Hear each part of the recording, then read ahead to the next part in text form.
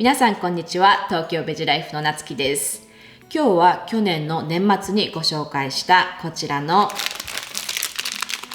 木エンドウ豆 100% でできた全部ヌードルを使って簡単にできるスープヌードル3品のレシピをご紹介します。まずは和風のけんちん汁ヌードルスープを作っていきます。大根3センチはいちょう切りに、人参3分の1本は半月切りに、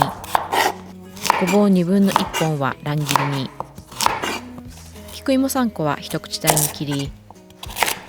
こんにゃく小1個はスプーンで一口大に切ります。油揚げ2分の1枚も一口大に切ります。お鍋にしめじ半袋をほぐして入れ、切った野菜を入れます。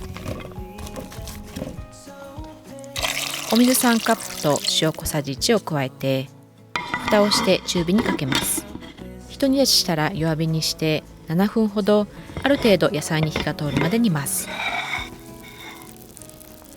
全部ヌードルを半分に折ってお鍋に入れて、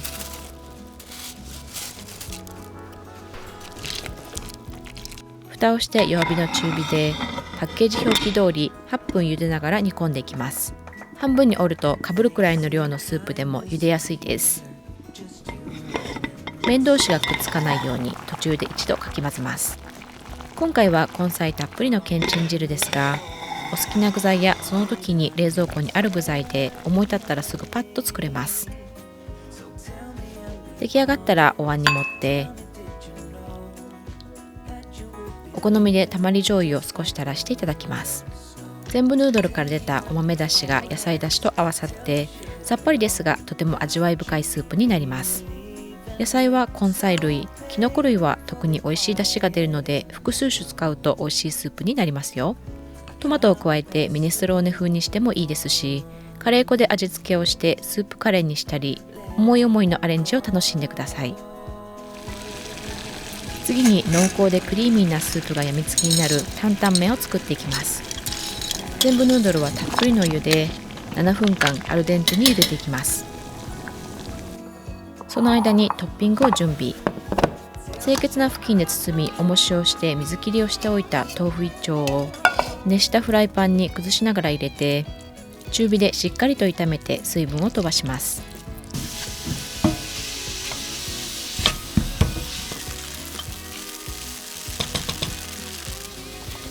そぼろ状になったらボウルに移し、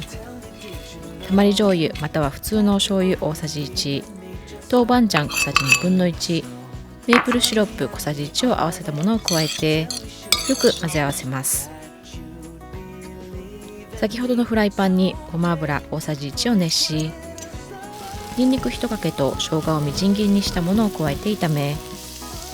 香りが出たら豆腐を戻して炒め合わせます。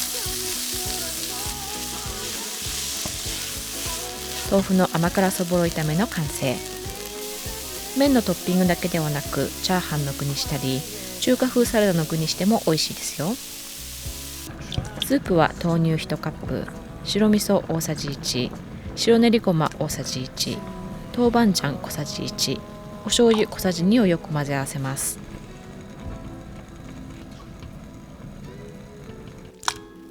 全部ヌードルが茹だったらスープに加えて、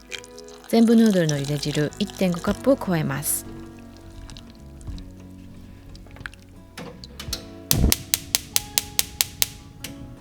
一煮立ちさせれば出来上がり。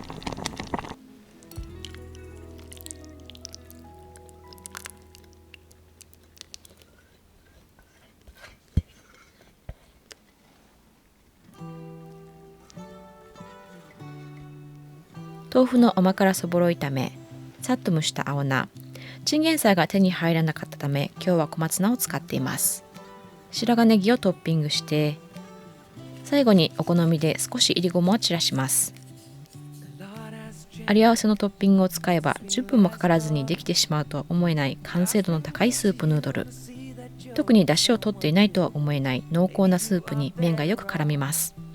残った茹で汁は取っておいて、別のスープを作るのにお出汁として使ってもいいですし、余った担々麺のスープに加えて次の日にまた楽しむこともできますよ。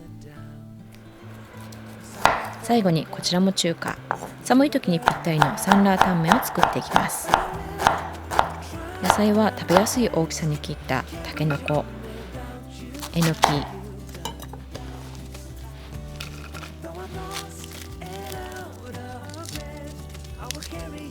しいたけ、人参、長ネギ、トマト、千切りにした生姜をお鍋に入れ、水3カップと塩小さじ1を加えて中火にかけてひと煮立ちさせ、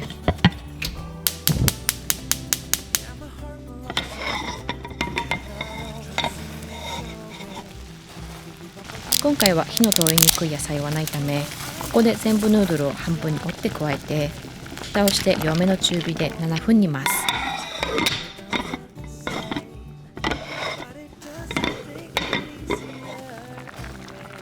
一旦火を止めて醤油大さじ1を加えて割れ湯葉を加えます。水溶き片栗粉を加えて火にかけてとろみをつけたら、お酢大さじ2を加えて混ぜ合わせます。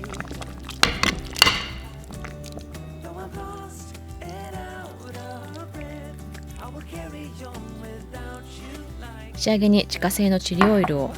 こちらは4万クッキングさんで紹介されているレシピで作ったものです。結構辛いですがたっぷりと。チリオイルがない場合はラー油で代用してください。あとはさっと蒸したもやしとパクチーをトッピングして出来上がり。これもまた簡単に素早くできるのに味は本格派。お野菜もたっぷりと取れる嬉しいスープヌードルです。チリオイルやラー油を入れずに辛くしないこともできるので、辛いのが苦手な方やお子様にもいいですね。いかがだったでしょうか。今日はキエンドウ豆 100% でできた全部ヌードルのスープヌードル3品のレシピをご紹介しました。どれもとても簡単にヘルシーにできて寒い冬にぴったりですので、ぜひお試しください。全部ヌードルは現在通販のみの販売となっていますが、下の概要欄にリンクを貼っておきますので、ぜひチェックしてみてください。今日もご視聴ありがとうございました。それでは See you next time!